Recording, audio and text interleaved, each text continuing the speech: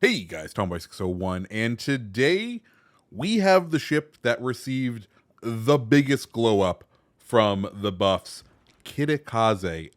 This ship is kind of cracked now. So, what did they do to this boat? Well, they only changed two stats. One, they reduced the main battery base reload time from 3.3 seconds down to 2.8 seconds.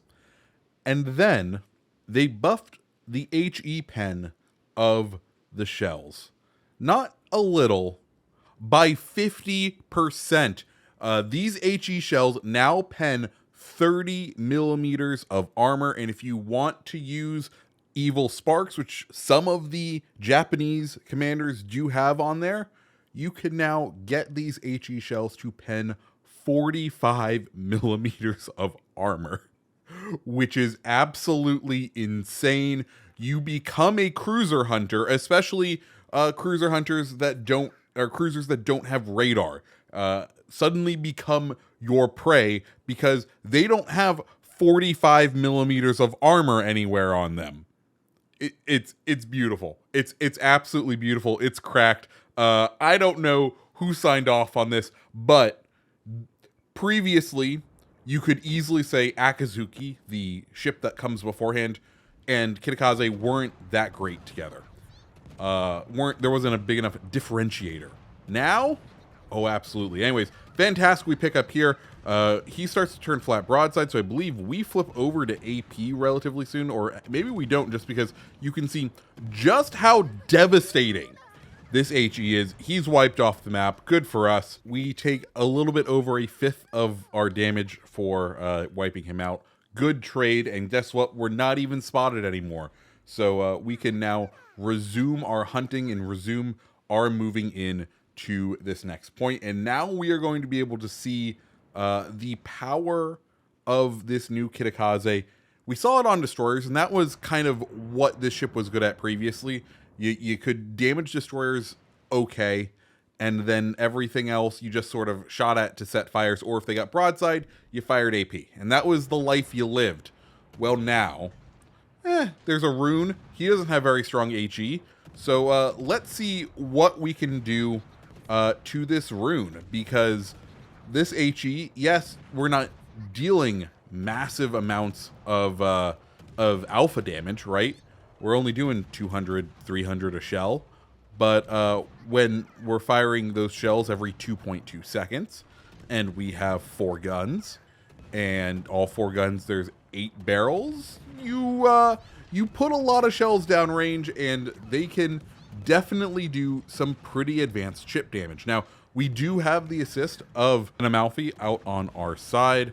The Republic, who was kind of with us earlier, has gone down, but that's okay, because, well, at this point, the enemy team is kind of feeding us ships one by one. Amalfi is going to go ahead and take out that rune. We're up to 42,000 damage. So in that small section, we did some 26,000 damage using our HE on a cruiser. And that's the thing. Like, Kitakaze, you don't usually want to fight cruisers because they're kind of the rock, paper, scissors balancing factor towards destroyers. But now you have such potent guns on here that if you can position yourself correctly, you can take the correct matches, well, you can be fairly deadly to your cruiser compatriots, especially if they are going to be non-radar cruisers. Now, we do have some navigational difficulties here, is the best way I can put this. We kind of came in at the wrong direction and got ourselves nicely wedged in, but thankfully we're out. We're going to pop our engine boost and try to get back up to support this Amalfi. He is, I will say, a fairly stealthy built Amalfi. He's doing a very good job of sort of hanging around the edges, allowing us to do the spotting, allowing us to draw any damage that we want, which we are trying to do when we can. And he's playing this very correctly. We have an Anchorage who pops up here, and, well, guys, guess what? Anchorage, not going to be a radar cruiser, which means we can go ahead and set our smoke screen, just because Anchorage, I am a little afraid of his ability to do some damage to us. So we're going to draw his fire over here.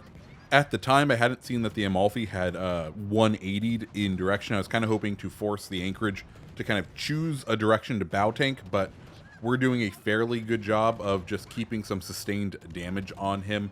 And we can see as he begins to turn out, we are just, like I said, the chip damage that we are able to achieve on the Kitakaze now is absolutely fantastic. And it is a boat you need to respect now, because it will just gracefully and quickly chip away at the damage, as I believe Anchorage goes down right here. Thank you, Mr. Congress, probably getting a beautiful citadel right there.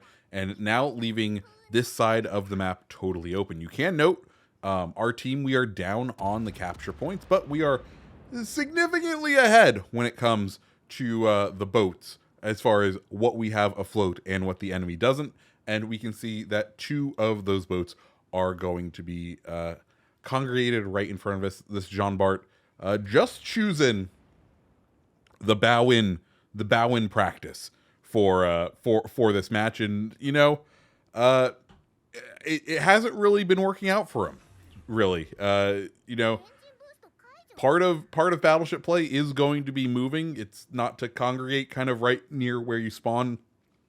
I understand that, you know, hey, you spawned and you wanted to get to some cover.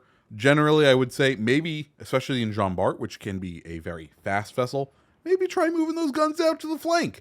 Develop those crossfires if you are in the battleship, because now, as we can see, he's fairly well stuck. Now, he did probably have some great shots throughout this match over onto our friendly team, who's kind of taken over C, but being able to develop those crossfires would be probably particularly beneficial to him. And at this point, it is just going to be him, the Sovietse Soyuz, and the Changmu, who we saw earlier. Soyuz is within our range now, and what I'm hoping to do here is kind of twofold. One, I want to get the cap, I want to get those experience points, but 2, what I want to do is put this island between us and the Soyuz, because then I can go ahead and start harassing the Soyuz with the guns without the risk of being spotted by anyone else. And that's exactly what we're going to do here.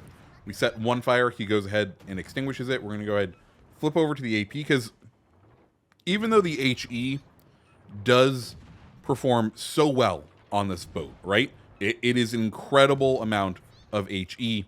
The AP is always going to do 2 things. 1, it's always going to penetrate more, and 2, it's always going to do more damage. So if you have the ability to use the AP, you're going to want to do that. The HE, remember, is powerful because it doesn't matter what angle that shell hits the armor at. But when you have battleships, and you know you're going to be farming the superstructure anyways, when you have battleships that are sitting broadside, well within your pen angles, AP is going to be the way to go. And of course, you can always keep an eye on what's happening to those shells on the right hand side of the screen. It's going to tell you whether you're getting the pens. Of course, you want to see that first one. That's going to be the full pens. The middle one or the right one, if you see those numbers going up really, really high, that's when you want to flip over. That's shatters and ricochets. Anyways, guys, that is the match. Like I said, Kitakaze, incredibly powerful.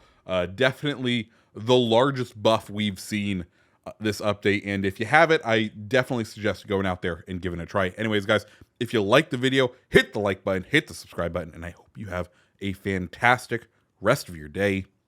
See ya.